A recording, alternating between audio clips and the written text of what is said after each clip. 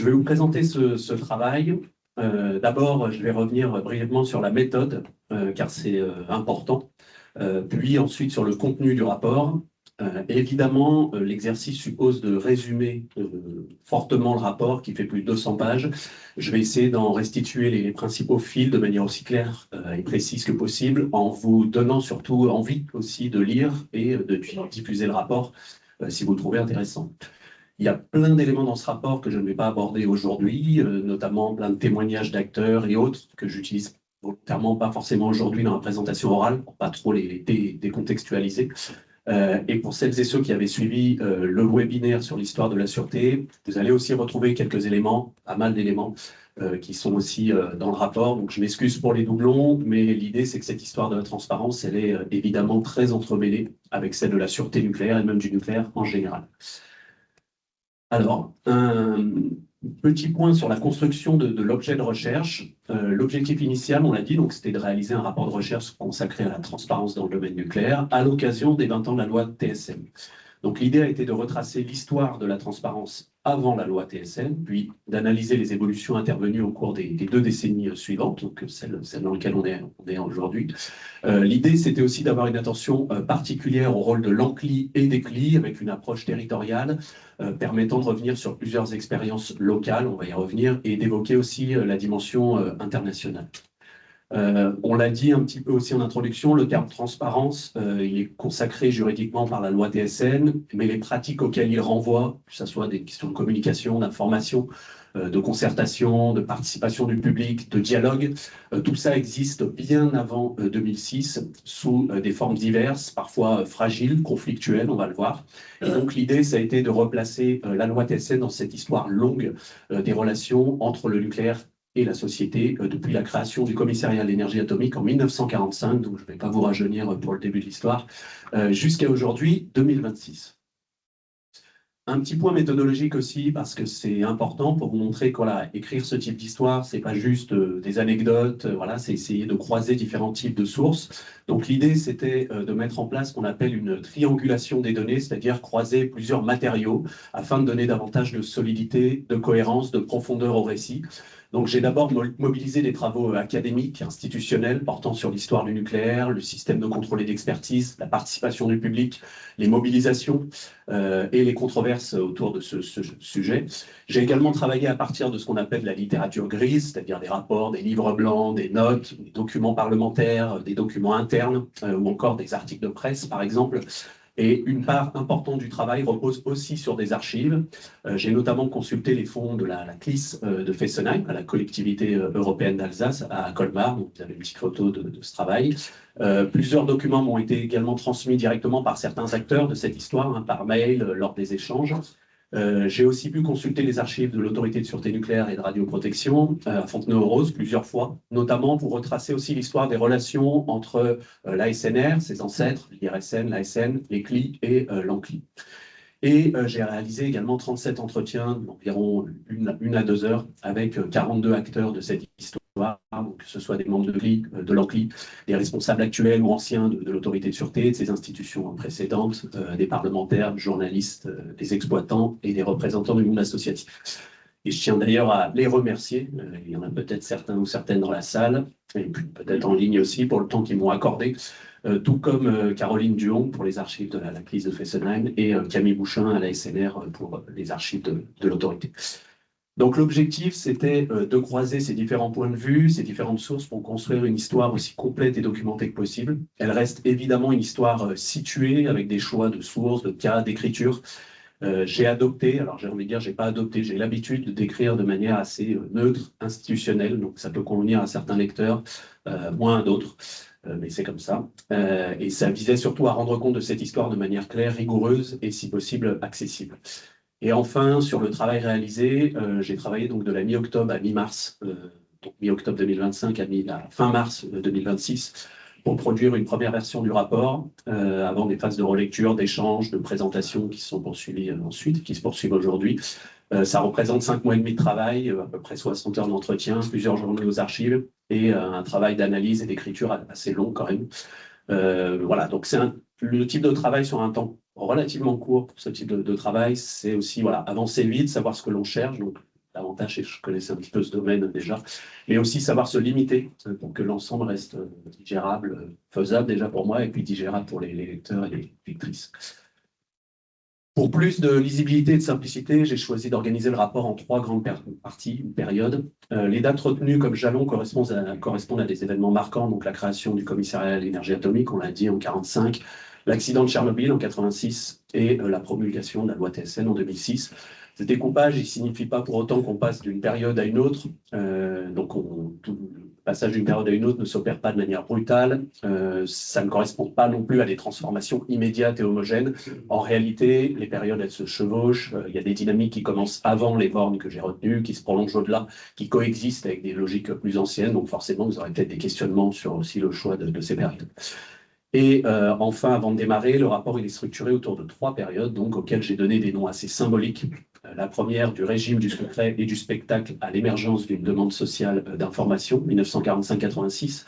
La seconde, de la crise de confiance à la construction du cadre de la loi TSN, 86-2006. Et la dernière, institutionnalisation et mise à l'épreuve de la transparence, 2006-2026.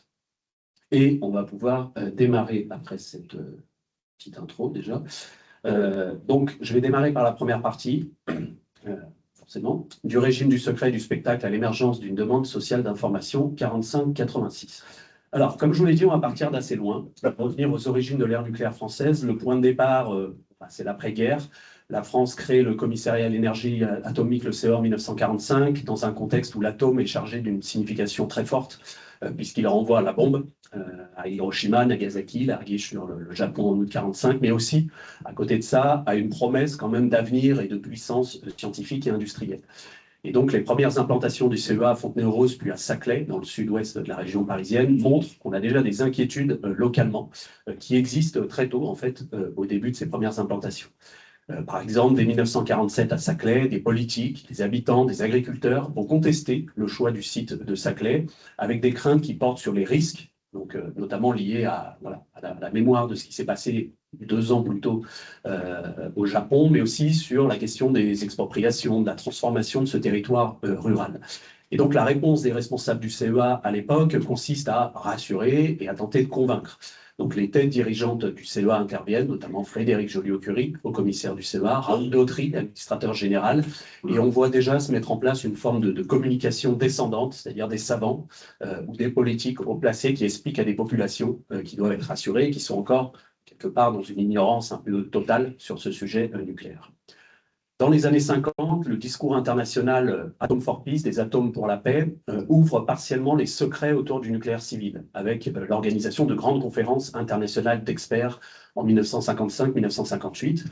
Mais cette ouverture, elle reste très contrôlée, et en France, la dualité du nucléaire, civil-militaire, demeure centrale, notamment sur un 3e site du CEA, à Marcoule, dans le sud de la France, où l'on produit à la fois du plutonium pour la bombe, mais aussi les premiers kilowattheures d'électricité. Donc le nucléaire civil, il est présenté dans la presse comme une promesse de modernisation, et le CEA fait déjà beaucoup de communications, de conférences, de publications, tandis que la dimension militaire, évidemment, elle reste beaucoup plus discrète. Et en parallèle, on a aussi la question de la sûreté nucléaire qui va nous intéresser pour la suite, qui commence à se structurer au CEA, notamment après des premiers incidents et accidents, comme sur le réacteur G1 à Marcoule, qui subit une fusion de combustible en 1956, ou encore, de manière beaucoup plus importante, lors de l'accident de Windscale au Royaume-Uni en 1957. Mais la question des risques que présentent les installations nucléaires reste vraiment une affaire d'experts, d'un petit groupe d'experts, traitée dans les commissions internes du CEA, et complètement hors du regard du public. Et enfin, si la contestation du nucléaire militaire, elle existe dès l'après-guerre, dans les années 60, les premières contestations du nucléaire civil apparaissent encore très diffuses, peu organisées, mais parfois quand même elles sont marquantes. Je vous cite un exemple que je développe un petit peu dans le rapport, c'est une mobilisation autour de projets symboliques comme le projet d'immersion en mer Méditerranée de déchets du CEA Marcoule, un projet qui ne verra pas le jour en raison notamment de l'opposition portée par des figures médiatiques comme le commandant Cousteau, que vous connaissez sans doute. Cette période, elle est marquée donc par une tension assez durable sur le nucléaire comme spectacle du progrès, mais aussi avec une dimension très secrète de ces questions vis-à-vis du public. On observe un véritable changement d'échelle dans les années 70, à la fois dans le programme nucléaire lui-même, mais aussi sur les questions d'information du public. Donc jusque-là, le nucléaire civil était relativement peu discuté dans la population, restait peu visible, avec un nombre quand même assez limité de constructions en France, autour de quelques sites du CEA et quelques sites d'EDF, avec les constructions de la centrale nucléaire de Fessenheim et de Bugey dans l'Ain au début des années 70, puis surtout avec le plan Mesmer en 1974. Et ça devient un programme nucléaire, le nucléaire devient un programme industriel massif qui engage l'ensemble du territoire national et donc qui va poser beaucoup de questions aux populations et à la société. Les premiers conflits autour de Fessenheim et de Bugey font apparaître une véritable bataille de l'information. Les opposants à ces projets ne contestent pas seulement les centrales, mais aussi la manière dont les décisions sont prises, la faiblesse des débats publics et le caractère limité des informations disponibles à l'époque. Donc le nucléaire devient alors un objet de mobilisation, notamment autour des sites d'implantation. Et le plan Mesmer, qui démarre en 1974, accélère fortement cette dynamique, sachant que Fessenheim et Bugey sont construits avant ce plan Mesmer. Donc le plan Mesmer, il est décidé dans le contexte de la crise énergétique ouverte par le choc pétrolier en 1973. Il prévoit un développement très rapide du parc électronucléaire. Et autour des sites envisagés, donc je vous ai mis une carte des sites qu'on a produit avec un collègue géographe qui s'appelle Théba Meyer, des sites qui étaient envisagés en novembre 1974. Alors après, tous les mois, ça a changé, donc vous allez peut-être pas retrouver certains sites qui, 3 mois plus tard, étaient envisagés, d'autres qui ont été abandonnés rapidement. Mais c'est pour vous montrer en fait que toute la France était concernée et donc il y a de nombreux endroits en France, on a eu des débats, des échanges autour des élus, des collectivités, des associations environnementales, des agriculteurs, sur la possibilité ou non d'avoir une centrale nucléaire à côté de chez soi.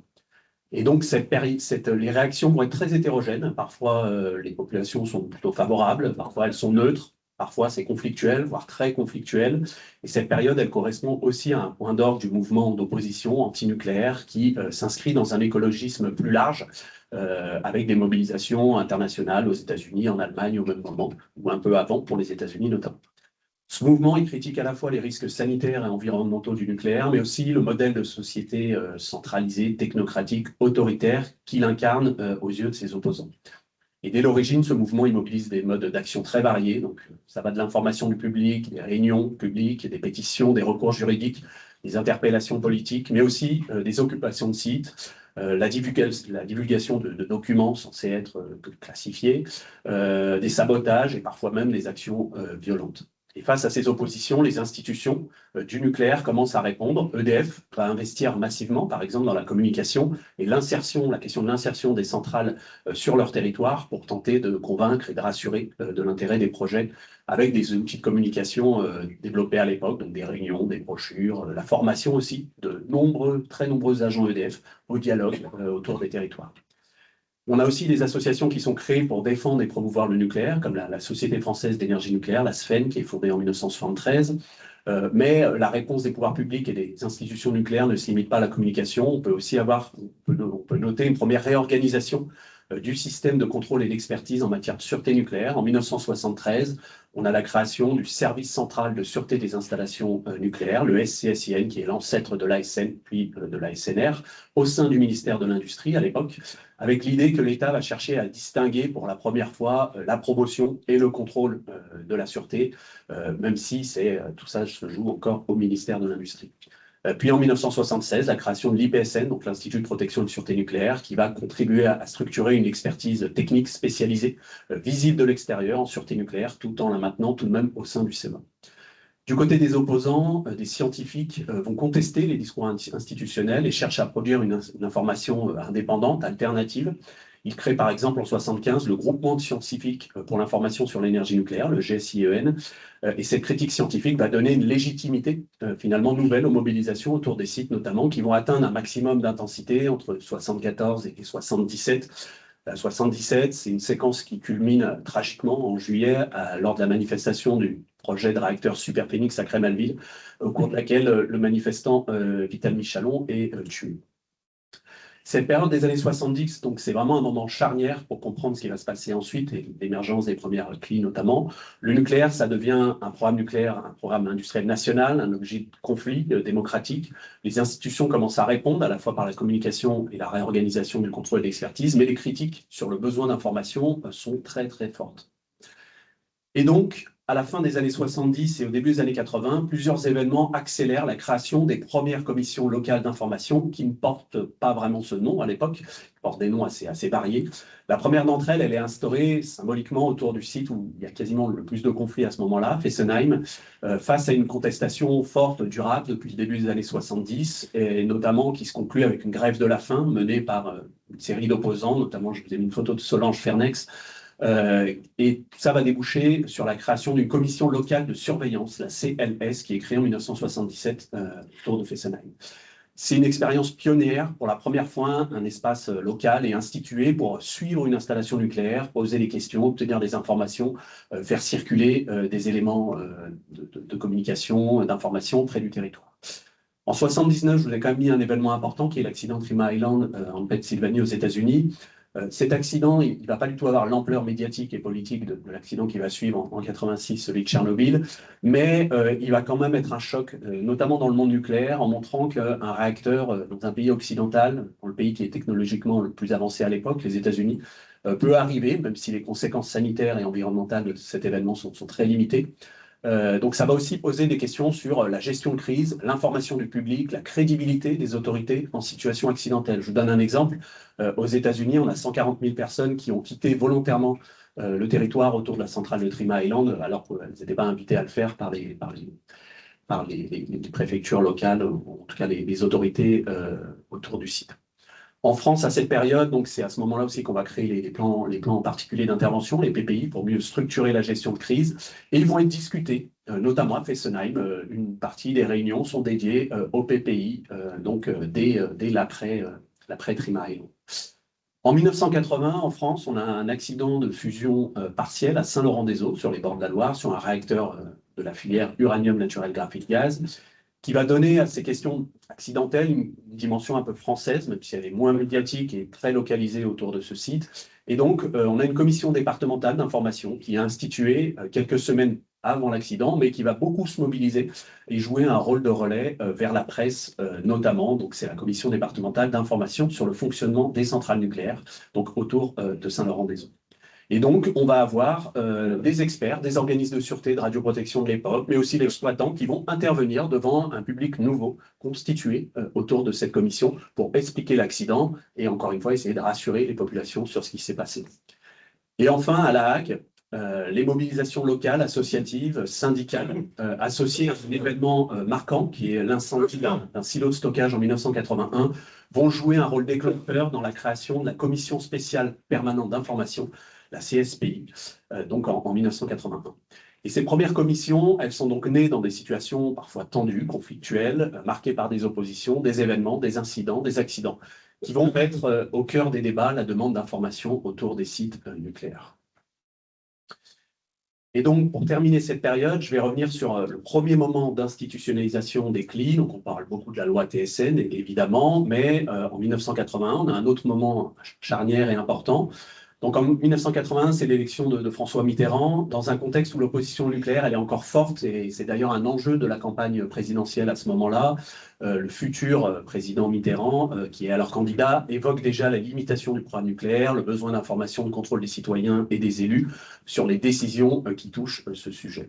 Et dans les premiers mois du nouveau pouvoir, du nouveau gouvernement, plusieurs décisions symboliques sont prises. L'abandon du projet de centrale nucléaire à Plogoff, le gel temporaire de certains projets nucléaires, alors qui sont finalement reprendre assez rapidement ensuite, et la volonté, au départ, affichée de mieux associer les territoires aux décisions. C'est dans ce contexte que Pierre Mauroy, le Premier ministre, porte une nouvelle proposition pour l'information autour des grands équipements énergétiques, à la base pas que nucléaires. Et donc, on a une circulaire en décembre 81 qui va créer un cadre pour les commissions locales d'information, les CLI. C'est la première fois qu'on les appelle comme ça. Donc, cette circulaire, elle va définir les missions, donc missions d'information, de suivi de l'impact des sites nucléaires. Elle prévoit la possibilité d'organiser l'information du public, de formuler des avis, des recommandations, d'accéder à certaines études, informations, dans les limites des secrets protégés. Et elle pose aussi la question du financement. Elle prévoit une conférence nationale aussi des présidents de CLI. Je vais y revenir. Donc la création d'une CLI dans la circulaire Mauroy n'est pas du tout imposée. Ça relève de l'initiative du Conseil général du département d'implantation en lien avec les élus du territoire concerné, donc ça reste facultatif, entre guillemets. La composition de ces premières CLI repose sur une logique pluraliste avec une majorité d'élus, maires, conseillers généraux, parlementaires, qui doivent disposer d'au moins de la moitié des sièges. Et autour d'eux, la circulaire prévoit d'associer les forces vives locales, donc syndicats, le milieu industriel et agricole, les associations agréées de protection de l'environnement, et éventuellement des personnalités qualifiées, notamment des universitaires.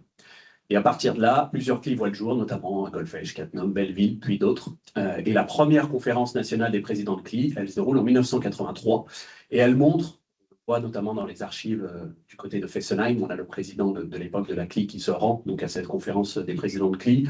On voit que le dispositif est quand même très fragile. On a plein de commissions qui ne sont pas créées, alors qu'il y a des centrales nucléaires. Les moyens et les niveaux d'implication sont très variables suivant les sites, et les rôles ne sont pas encore réellement stabilisés. Mais c'est quand même un moment important pour notre histoire, car les CLI acquièrent une première reconnaissance institutionnelle. Alors, la seconde partie, elle démarre par un événement que vous connaissez toutes et tous, qui a opéré une forme de rupture assez brutale dans l'histoire du nucléaire français, international et français particulièrement, l'accident de Tchernobyl. Alors, cette partie, elle s'intitule « De la crise de confiance à la construction du cadre de la loi TSN 86-2006 ». Donc, cette partie, elle s'ouvre avec l'accident de Tchernobyl en avril 86 en Ukraine, alors attaché à l'Union soviétique. En France, le printemps 86, il est marqué par une polémique majeure autour du passage du nuage radioactif de Tchernobyl au-dessus du territoire. La communication de l'État et des services compétents, bien qu'importante, est largement jugée défaillante, trop rassurante. Et tout ça est associé à une forte médiatisation, un fameux bulletin météo, alors je vous ai mis là en fond, trompeurs avec un panneau stop à la frontière vont conduire une partie de l'opinion publique à considérer que les responsables politiques et les experts institutionnels ont menti. Et c'est dans ce contexte que va naître ce qu'on appelle souvent le mythe du nuage qui se serait arrêté à la frontière. Donc en réalité, personne n'a réellement prononcé cette phrase, mais c'est ce que beaucoup de Français ont retenu de cette séquence. L'affaire médiatique et politique du nuage de Tchernobyl installe durablement un doute très important et une rupture de confiance sur la parole officielle en matière nucléaire. Donc à partir de ce moment, la question devient la suivante pour une partie de la population et des médias. Peut-on faire confiance à ceux qui évaluent, qui communiquent sur le nucléaire et ses risques? À l'échelle locale, je reprends le cas de la CLS de Fessenheim, située à la frontière avec l'Allemagne, un pays qui prend des mesures sanitaires différentes de la France à ce moment-là. L'accident, par exemple, localement, va raviver de fortes tensions au sein de la CLI, avec des inquiétudes sur les retombées, des interrogations sur le rôle même de la commission. Les présidents de CLI à Fessenheim et dans d'autres CLI sont fortement critiqués. Certaines associations environnementales quittent les CLI, comme à Fessenheim après Tchernobyl. Et c'est dans ce contexte que naît une première forme de contre-expertise associative, plus structurée, avec deux associations créées en 1986, la CRIRAD, la CRO, créée après Tchernobyl, en réponse à ce manque de confiance sur les mesures et les informations officielles, avec l'idée d'incarner cette volonté de produire des mesures en propre, et donc de vérifier les informations officielles et de donner aux citoyens d'autres sources d'expertise.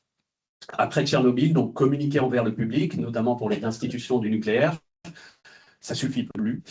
Il faut maintenant convaincre que l'information elle est fiable, indépendante, vérifiable plutôt, et donc de retrouver quelque part la confiance qui est largement écornée après Tchernobyl. Donc après Tchernobyl, on va avoir beaucoup d'évolutions, notamment dans le système français de contrôle et d'expertise, qui va se transformer au cours des années 80-90. Donc c'est une transformation qui n'est ni immédiate ni linéaire.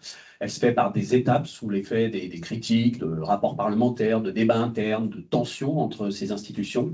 Donc l'office parlementaire, on en a parlé tout à l'heure, va jouer un rôle très important à la fois dans ces évolutions, mais aussi dans les évolutions des CLI et de l'ANCLI, on va le voir. Donc en s'emparant de Tchernobyl, l'OPEX, et plus largement de Tchernobyl et des questions de sûreté, l'OPEX va contribuer à faire entrer la transparence nucléaire dans l'espace parlementaire. Et dans le même temps, les organismes existants vont évoluer au fil des rapports. Par exemple, le service central, je parlais de l'ancêtre de l'ASN, va développer une première échelle des événements nucléaires pour communiquer au public. Donc ces événements, ça deviendra l'échelle INES plus tard. On va publier des rapports annuels, on va mettre en place des conférences de presse. Donc c'est une culture assez nouvelle qui ne va pas sans tension forte, parfois publique, parce que ouvrir davantage ce système, communiquer davantage, notamment sur les risques, publier davantage d'informations, c'est aussi accepter des critiques directes et une prise aussi sur ce qu'on est en train train de produire, et on va avoir beaucoup de tensions, notamment entre les exploitants, les représentants de l'expert de l'époque et les représentants de l'autorité de sûreté de l'époque, notamment parce qu'on n'est pas forcément d'accord sur ce que doit être cette nouvelle question qui émerge à ce moment-là de la transparence. Et une partie des gens qui sont là depuis longtemps dans le domaine nucléaire pensent que le nucléaire fonctionne mieux s'il reste dans des arènes discrètes, loin du politique et du médiatique. L'IPSN, donc chargé de l'expertise au sein du CA, va gagner de son côté progressivement en visibilité, va notamment devenir indépendant du CA financièrement, même s'il est toujours attaché en 1990. Et puis, on va avoir aussi l'Office, donc le SCPRI dont je vous ai un petit peu parlé après Tchernobyl, qui est mis en cause, va se transformer en OPRI, donc Office de protection contre les rayonnements ionisants, après le départ de son directeur emblématique, le professeur Pellerin, qui avait été assez mis en cause après Tchernobyl, même s'il a été blanchi depuis. Et donc la question complémentaire de la transparence devient alors, une question complémentaire de la transparence devient celle de l'indépendance. Donc le contrôleur, le service central, change un petit peu de forme, il devient une direction en 1991 avec un double rattachement au ministère de l'Industrie, mais aussi au ministère de l'Environnement. Donc c'est une direction, quelque part, un rattachement à deux têtes qui ne va pas s'en poser de problèmes et des conflits. Et on va avoir aussi des problématiques, des tensions, donc, comme je vous l'ai dit, entre des représentants d'exploitants et cette nouvelle direction qui affirme progressivement une doctrine articulant à la fois transparence et indépendance et qui se présente pour la première fois comme le gendarme du nucléaire et qui va même jusqu'à, dans sa communication, donc la communication de l'époque, je vous ai mis quelques éléments, donc des rapports, le Minitel, pour l'ancêtre d'Internet, va porter un nom qu'elle va se donner elle-même, qui est Autorité de sûreté nucléaire, avant même, finalement, l'apparition de l'ASN beaucoup plus tard avec la loi TSN, mais aussi c'est la volonté de son directeur de l'époque, donc André-Claude Lacoste, d'affirmer finalement un rôle de contrôleur nouveau. Et donc, au milieu des années 90, on va faire un bilan du fonctionnement des CLI, notamment autour donc, de l'autorité de sûreté, mais aussi de certains parlementaires qui veulent faire un point sur qu'est-ce qui s'est passé depuis cette circulaire Mauroy de 1981. Et le bilan à ce moment-là, au milieu des années 90, en 95, on a fait des sondages, on est allé vers les CLI, on leur a demandé comment ça se passe, combien de réunions vous tenez, est-ce que vous faites de l'expertise, comment vous gérez votre CLI, tout simplement, comment vit cette CLI. Et finalement, le bilan il est quand même très mitigé. Certaines CLI fonctionnent activement, d'autres absolument pas du tout. Et donc l'OPEX et la DSIN, donc l'ancêtre de l'autorité, vont chercher à relancer le rôle des CLI, à renforcer leur légitimité. Et donc, on a par exemple André-Claude Lacoste qui va reprendre en main la conférence des présidents de CLI qui se tenait plus vraiment tous les ans. Et on va avoir une relation privilégiée qui va naître entre ces présidents de CLI et l'autorité de sûreté représentée par André-Claude Lacoste. Et le système français va commencer à intégrer l'idée d'une transparence comme un principe de base de gouvernement de la sûreté nucléaire. Mais donc cette évolution, elle reste fragile, conflictuelle et inégalement mise en œuvre. Dans les années 90, on va avoir plusieurs expérimentations qui cherchent chacune à leur manière à démocratiser, à faire rentrer dans l'espace public, à faire rentrer dans l'espace politique, médiatique, la question du nucléaire et de ses risques. Le premier cas emblématique de cette période, c'est Superphénix. C'est un dossier qui concentre donc un réacteur à neutrons rapides en construction à Crémailville, enfin qui n'est plus en construction, qui est en fonctionnement dans les années 90. C'est un dossier qui concentre des tensions très fortes entre les industriels, l'administration, les opposants, le pouvoir politique. On considère alors que les sujets en matière nucléaire ne peuvent plus être traités uniquement comme des sujets techniques et scientifiques, et donc le politique va intervenir davantage, les controverses vont devenir nationales, et la sûreté se retrouve discutée dans un espace public conflictuel. Le deuxième terrain est celui des déchets radioactifs. La question du stockage relève très vite les limites d'une décision imposée au territoire. On a de nombreux conflits autour des sites qu'on recherche à l'époque, un site pour créer un ou des laboratoires qui existent aujourd'hui en Meuse-Haute-Marne. Et donc, on va devoir réinventer certaines formes de débat, de concertation, d'encadrement démocratique. Et donc, la gestion des déchets devient aussi un laboratoire de démocratie environnementale nationale, mais aussi locale. L'Andra, par exemple, qui porte ses projets de laboratoire, va se retrouver en difficulté, va donc développer toute une politique interne et externe de dialogue avec les territoires assez poussée à l'époque. Dans ces deux cas, l'OPEX tente de résoudre la controverse en auditionnant les différents acteurs, en transformant les objets techniques, les organisations, L'Andra va par exemple devenir indépendant du CEA dans cette séquence en 1991. Superphénix est transformé comme un objet avec objectif principal la recherche plutôt que la production d'électricité.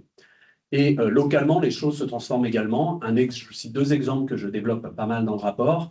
Un premier exemple, c'est une contre-expertise menée par le GSIEN, dont j'ai parlé tout à l'heure, sur la sûreté. Donc, c'est la première fois qu'on fait ça. L'ACRO et la CRIRAD ont fait des contre-expertises à l'époque, mais sur des mesures environnementales. Là, c'est la première fois où on a un organisme, une association qui va s'intéresser à la question de la sûreté, qui va avoir accès à tout un tas de documents qui, à l'époque, n'étaient pas rendus publics. Donc, ça va se passer à Fessenheim lors de la première visite des Sénats en 1989. Donc, la commission locale de surveillance de Fessenheim, qui s'appelle la CLS encore à l'époque, va financer en fait ce travail et va chercher à faire produire une expertise indépendante de celle menée par EDF et évaluée par les autorités.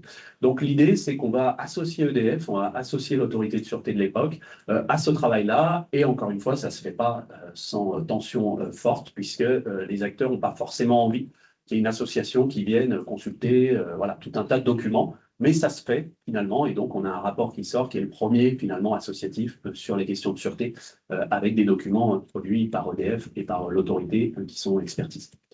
Un second sujet, je pense, intéressant et important, notamment pour l'histoire de l'IRSN et de la SNR, c'est celle du groupe radioécologique Nord-Cotentin, le GRNC, autour de La Hague. C'est une expérience considérée par beaucoup comme fondatrice en termes d'expertise pluraliste. L'idée, c'est qu'autour de La Hague, on a des controverses sur de possibles cas de leucémie. Donc, on va constituer un groupe de travail avec des acteurs institutionnels, des experts, des associations, des représentants locaux autour d'un travail commun d'évaluation et d'expertise. Donc l'objectif, ce n'est pas de supprimer les désaccords, il y en aura encore à la fin du travail, mais de permettre une discussion scientifique, documentée, contradictoire, partagée. Et pour l'IPSN à l'époque, qui est impliqué dans cette expérience, qui la pilote même, c'est vécu comme quelque chose de nouveau et très positif. C'est-à-dire on a réussi à faire dialoguer des gens qui avaient l'habitude de peu discuter ensemble. Et donc ça va être fondateur pour la suite de son histoire et de sa relation à la société. Et donc les CLI autour de La Hague et de Flamanville vont suivre ces travaux de près. Et donc on va avoir cette expérience qui localement va faire un petit peu date pour tous les acteurs autour de La Hague. Et donc, dans ces différents cas, ces expertises, elles restent encore une fois traversées par des tensions. Certains participants n'acceptent pas qu'on teste les résultats des évaluations. Et donc, on a des essais successifs, nationalement, localement, donc autour notamment beaucoup de certaines CLI qui vont financer des études ou qui vont devenir des relais d'information, de participation à ce mouvement des années 90 de démocratisation. À la fin des années 90, on a un rapport très marquant que vous connaissez sans doute, donc qui est remis au Premier ministre de l'époque, Lionel Jospin, donc qui s'appelle le rapport Ledéo, du nom de Philippe Ledéo, député, qui est intitulé « Le système français de radioprotection, de contrôle et de sécurité nucléaire, la longue marche vers l'indépendance et la transparence ». Donc vous voyez déjà à l'époque, le terme de transparence, avant la loi TSN, il est ancré dans tout un tas de documents. Donc ce rapport propose, via des recommandations, une loi dédiée à la transparence et à la sécurité nucléaire, des réformes profondes de la gouvernance des risques nucléaires et met au centre les questions d'indépendance, de transparence et d'une nouvelle organisation donc, de ce système. La loi, elle ne va pas voir le jour tout de suite. Alors, vous verrez dans le rapport pourquoi. Il y a plein de petits moments particuliers qui font qu'au début des années 2000, cette loi, elle n'est toujours pas là, mais on va quand même mettre en place progressivement certaines réformes, avec la création, par exemple, de l'Institut de radioprotection et de sûreté nucléaire, l'IRSN, qui incorpore l'IPSN et l'OPRI sous la forme d'un EPIC, marquant la sortie définitive de l'IPSN du CEA.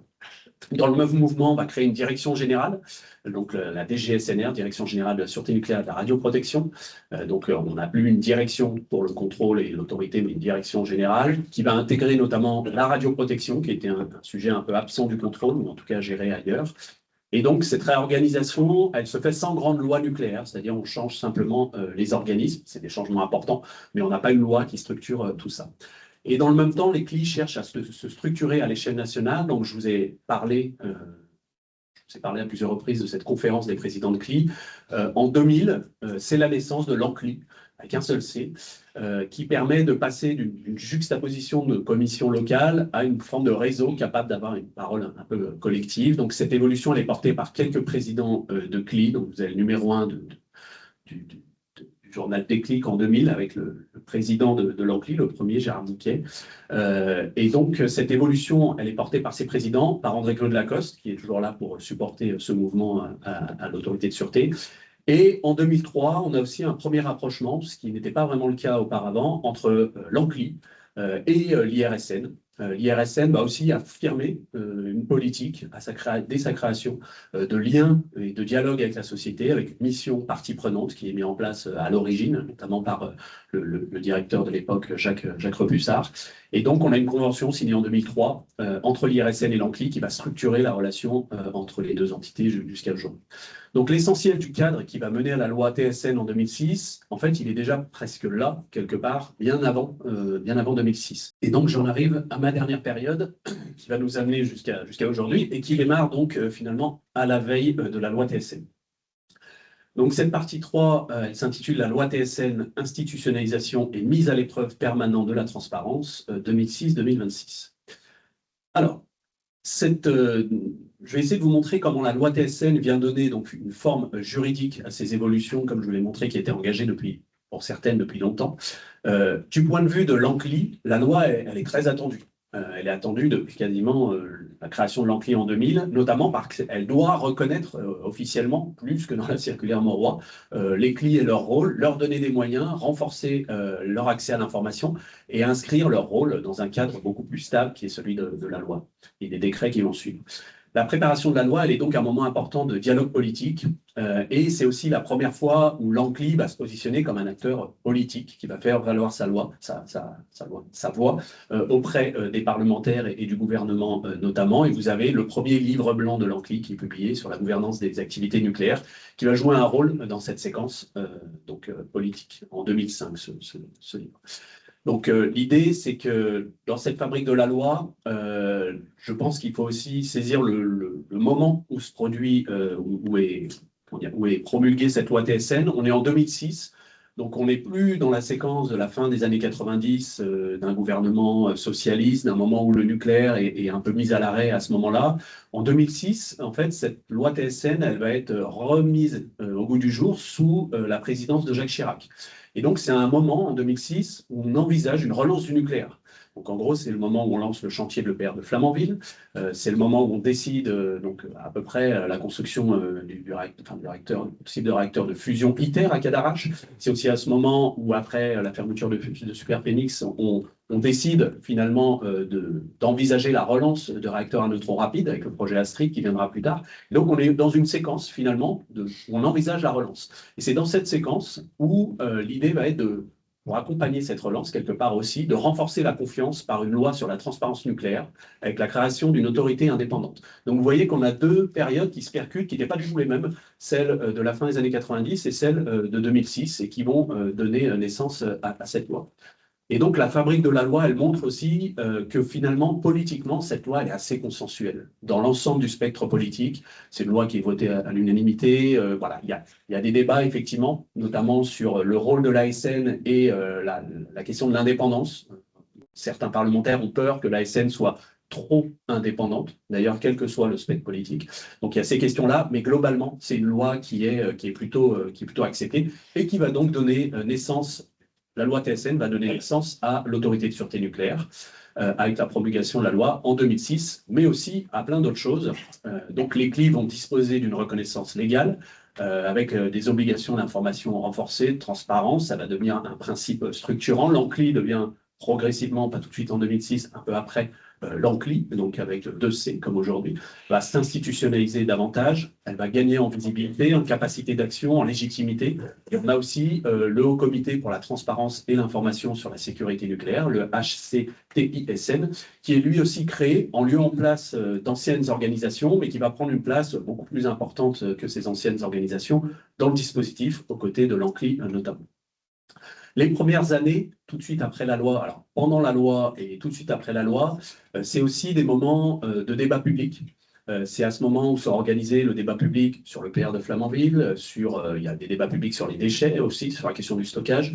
Et donc, avant même la promulgation de la loi, le débat, par exemple, public de l'EPR de Flamanville, qui est organisé entre octobre 2005 et février 2006, sous l'égide de la Commission nationale du débat public, la CNDP. Ça va être un moment très important.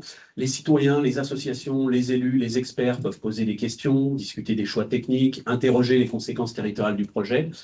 Et donc, ce débat va aussi montrer que finalement, on a toujours quelque part les mêmes tensions persistantes, notamment autour du stockage des déchets, avec un débat qui se déroule un petit peu après et en parallèle.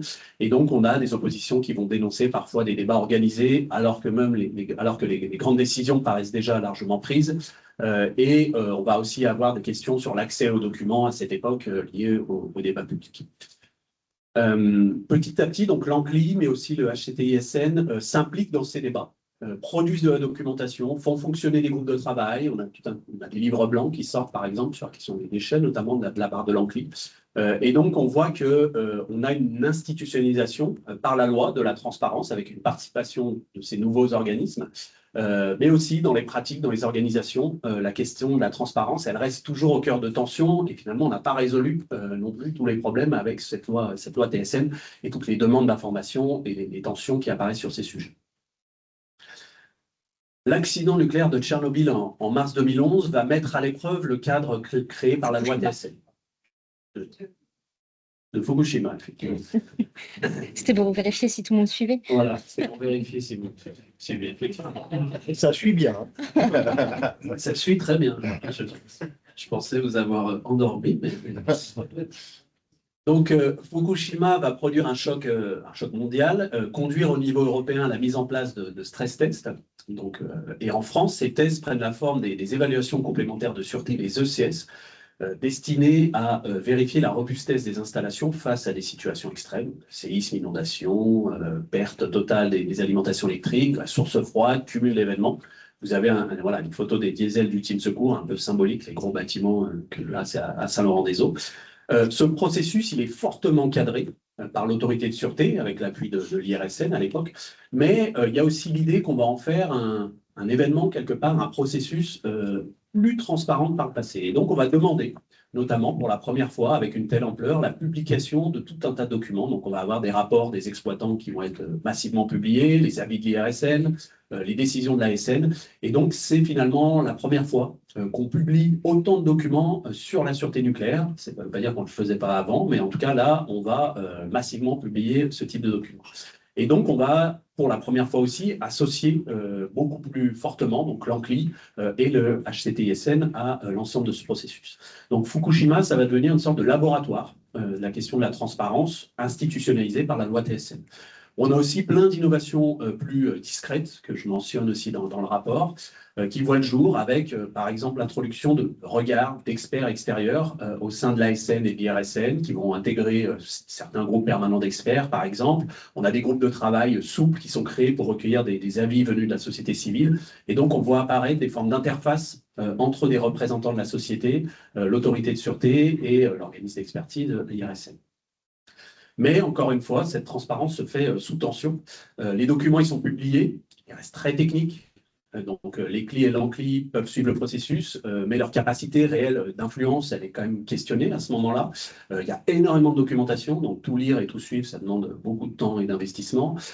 Et puis, la publication, notamment des avis de l'IRSN, avec les décisions de l'ASN qui suivent, pose tout un tas de questions. Ces deux organismes, l'ASN et l'IRSN, se retrouvent en position de force. Médiatiquement, ces organismes deviennent très, très visibles, mais sont aussi parfois critiqués par une communication jugée insuffisamment maîtrisée, insuffisamment coordonnée, notamment par des représentants du monde politique et industriel. Et donc, c'est une période, à la fois, on va beaucoup expérimenter, mais aussi où on va entrevoir certaines limites et des formes de désaccord sur le bon niveau de transparence à avoir pendant cette période. C'est aussi une période qui va être marquée par la thématique du post-accident, massivement, qui était déjà présente dans les années 2000, mais qui va se développer beaucoup après, qui va faire le lien, en fait, entre le territoire, les organisations du monde nucléaire, les CLI, l'ANCLI. Et vous avez, c'est un moment symbolique, l'extension, par exemple, du périmètre des PPI de 10 à 20 km, qui va impliquer les CLI, davantage de personnes autour des CLI sur ce travail. Le post-Fukushima, donc, c'est une période assez charnière. Elle permet de tester assez loin la logique de transparence issue de la loi TSN, mais elle montre aussi des limites, comme je vous l'ai dit. à la fois sur l'accessibilité de documents très techniques qui sont diffusés, la question de l'influence réelle des acteurs locaux, nationaux sur ces questions, et puis des tensions entre expertise, décision, communication publique, que je développe pas mal dans le rapport, je ne vais pas m'attarder trop là-dessus, on pourra en discuter. Et cette période ouvre donc de nouveaux questionnements aussi sur la bonne manière de dialoguer avec la société et ce que doit réellement être la transparence en matière de gouvernance des risques nucléaires. Je vous fais un petit détour sur les CLI et l'ANCLI sur cette période dans l'après-Fukushima. Donc, je développe dans le rapport plusieurs cas. L'idée, c'est aussi de vous montrer que les CLI et l'ANCLI deviennent des acteurs plus visibles de ce qu'on va appeler à ce moment-là le dialogue technique, qu'on appelle encore de cette manière-là. À l'ANCLI, on va noter l'émergence et le développement, je vous en ai parlé un petit peu, mais de plus en plus de groupes de travail permanents, donc qui reprennent même les mots des groupes permanents qui sont développés à l'ASN depuis longtemps. On a la publication de livres blancs, des relations plus poussées de plus en plus avec l'IRSN notamment. Je vous mets un exemple que je développe dans le rapport, c'est le développement d'outils destinés aux CLI comme Opal sur le post-accident, qui est développé par l'IRSN. Donc là, l'enjeu était d'aider des commissions locales, non pas à faire de la expertise, mais à s'approprier ces sujets post-accidentels, des sujets techniques complexes de gestion de crise post-accidentelle, et pouvoir poser ensuite des questions plus précises, construire une capacité d'analyse autour de ces sujets. Ça va être expérimenté sur différentes clés. Un deuxième aspect, un deuxième exemple de ce moment-là, c'est l'organisation de dialogue technique avec la société. Donc ça aussi, ça va mûrir, on va dire, après Fukushima de plus en plus. Donc c'est des dispositifs qui proviennent finalement, même dans leur langage, dialogue technique, de l'intérieur du système, de l'IRSN, de l'ASN. Et l'idée, ça va être de chercher à créer des espaces d'échange moins polarisés que les débats publics ou les controverses médiatiques. Donc, c'est en gros discuter de sujets techniques avec les acteurs de la société civile dans un cadre plus continu, aussi plus cadré et parfois beaucoup plus dépolitisé que ce qui peut être fait sur les grands débats nationaux sur le nucléaire. Donc, l'idée, c'est que ces acteurs, donc l'ANCLI notamment, le HCTISN, IRSN et l'ASN vont on va dire, avoir l'idée commune que ce type de dialogue peut réellement favoriser l'écoute et la compréhension mutuelle. Un troisième aspect, c'est la dimension internationale. Donc les CLI et l'ANCLI s'inscrivent de plus en plus dans des réseaux européens internationaux. Depuis les années 2000, vous le verrez dans le rapport, il y a des tentatives qui sont faites, de CLI européennes, d'Eurocli, etc. Et cette histoire va aboutir à la création d'un organisme NTW, donc Nuclear Transparency Watch, dont on a des représentants, des anciens représentants aujourd'hui, au niveau européen.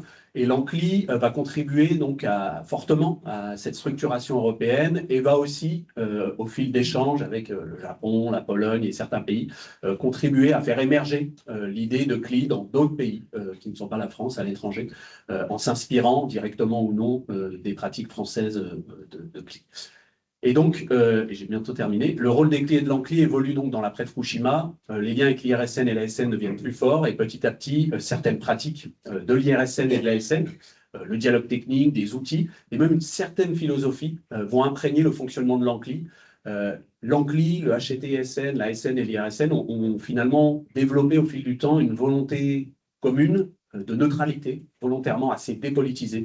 Et ça va imprégner cet ensemble d'organismes qui vont réussir à discuter ensemble sur ces bases-là. Si ça pose plein de questions que vous pourrez poser, bien sûr. On va revenir sur la séquence la plus récente pour terminer notre histoire, donc qui est marquée par le retour en force du nucléaire dans la politique énergétique française. Donc à partir de 2022, on a la volonté de relance du nucléaire avec des projets d'EPR2, des débats publics associés, Panly pour le premier, Gravelines, Bugey, qui vont re-questionner le sujet et la place de la transparence. Donc les débats publics sur les EPR2 ont d'abord une difficulté, c'est-à-dire comment organiser un débat public au cœur d'un moment de relance où une partie des décisions politiques semble déjà actée. Et donc c'est une question qui va nourrir des critiques sur la portée réelle de la participation notamment. Et le sujet du débat public de la transparence va se heurter ici à des temporalités en cours, politiques, industrielles. Et donc on va avoir certaines associations historiques qui vont quitter les débats ou qui vont fortement critiquer la tenue de ces débats. On voit aussi l'émergence à ce moment-là de nouveaux acteurs des associations, alors des nouveaux, pas au sens où ils n'existaient pas, mais où on les entend, plus en tout cas, des nouveaux acteurs lors de ces débats, des associations, des citoyens favorables en fait au nucléaire, structurés parfois en associations, qui vont eux aussi, mais par d'autres moyens et sur d'autres sujets, critiquer finalement le fonctionnement de ces débats publics, notamment la place considérée comme trop importante laissée aux oppositions défavorables au projet. Ils vont pousser notamment ces associations et ces citoyens à une vérification systématique des faits, qu'on appelle fact-checking. Les organisateurs des débats publics ne sont plus seulement challengés par des opposants au projet, mais aussi par ceux qui y sont plutôt favorables. Et donc, on a dans ces débats publics une nouvelle donne qui est liée en fait aussi à cette relance du nucléaire. Le deuxième sujet de cette période important, on a évoqué rapidement, Jean-Claude l'a évoqué, c'est la fusion donc IRSN-ASN, donc la création de l'autorité de sûreté nucléaire et de radioprotection. Cette réforme, parce qu'elle était à l'époque une réforme, elle vient notamment, et j'essaie de le développer aussi dans le rapport, de critiques assez latentes envers l'IRSN et l'ASN, qui relancent des interrogations anciennes, et notamment, on va se poser la question lors de cette fusion de comment garantir, par exemple, l'indépendance de l'expertise, maintenir une forme de séparation entre expertise-décision, préserver la confiance des citoyens dans ce système réorganisé, et derrière la question de la communication, par exemple des avis de l'IRSN, de la transparence, de la manière de communiquer de cette future et aujourd'hui nouvelle autorité, les questions vont se poser sur ces sujets. Et donc, cette réforme, à l'époque, a l'objectif affiché de fluidifier le système dans un moment de relance, donc va questionner aussi ses effets possibles en matière de transparence. Et dans un contexte de relance où les institutions de la sûreté, notamment l'ASNR, sont poussées politiquement aussi à accélérer, à simplifier, à améliorer le système de sûreté et d'expertise, à le rendre plus réactif, on va avoir potentiellement une forme de tension, ou en tout cas tout un tas d'acteurs que j'ai pu interviewer qui posent la question de cette tension entre le temps long du débat, de l'expertise pluraliste, du dialogue, de l'appropriation des territoires, avec ce temps de l'urgence industrielle quelque part. C'est donc un monde nouveau à apprivoiser pour tous les acteurs de cet écosystème. Et la nouvelle ASNR va par exemple tenter, et on le voit au fil des auditions, des discours, des vœux à la presse, aussi de jongler avec des intérêts des différentes parties prenantes. Le dialogue avec la société, les questions de sûreté historique, les questions de performance industrielle en fond qui sont portées par les exploitants et le gouvernement. Et enfin, le nouvel environnement médiatique transforme aussi profondément la transparence, les réseaux sociaux, la circulation rapide de l'information, les polémiques, les polarisations, la défiance même envers les institutions qui sont remises en cause, m'ont obligé à repenser les formes de dialogue. Et donc, 20 ans après la loi TSN, la transparence est institutionnalisée, mais sa mise à l'épreuve est sans cesse questionnée et renouvelée en fonction du contexte politique, industriel et sociétal. Donc, pour conclure, ce travail, ce rapport vous montre que la transparence, elle ne naît pas avec la loi TSN, tout d'abord. Elle s'inscrit dans une construction longue, façonnée par des crises, des controverses, des accidents, mais aussi par des mobilisations locales, associatives, politiques, institutionnelles. La loi TSN, elle donne un cadre juridique à des pratiques et à des exigences qui existaient déjà en partie auparavant. Mais ce n'est pas non plus un point d'aboutissement. La transparence, on le voit, c'est un processus vivant, plastique, parfois un peu insaisissable, sans cesse réinterrogé, réinterprété, mis en pratique différent selon les périodes et les contextes. On ne pense pas du tout la transparence en 2026 comme on la pensait peut-être en 2015, comme on la pensait en 2000, comme on la pensait en 86. Faut aussi rappeler que ce rapport, il propose une histoire située, documentée, non exhaustive. Donc, il y a plein d'épisodes que vous connaissez, vous, personnellement, que vous avez peut-être vécu, qui ne sont pas dans le rapport, je m'en excuse, sinon ça aurait été un peu long. Ça repose aussi sur des choix de sources, de cas, d'acteurs, avec une attention particulière portée au CLI, à l'ANCLI, au système de contrôle et d'expertise. La voix, par exemple, des exploitants et des industriels, j'ai essayé de la saisir, j'ai mené des entretiens, mais elle est peut-être moins présente, effectivement, que la voix de l'autorité de sûreté, de ses ancêtres, des CLI et de l'ANCLI. Et donc, à partir de ce travail, alors j'ai mis 2 enjeux futurs à discuter, mais vous pourrez discuter dans les mois et années à venir, qui me semblent se dégager, qui pourraient constituer aussi une base de réflexion à partir de ce travail. Le premier, c'est les pratiques de transparence dans un contexte de relance nucléaire, de recomposition institutionnelle, de forte polarisation du débat public. Et la seconde, c'est plus directement sur les CLI et l'ANCLI, c'est comment cette histoire, elle pourra vous aider à éclairer le rôle futur des CLI et de l'ANCLI. Et j'en ai terminé. Merci beaucoup.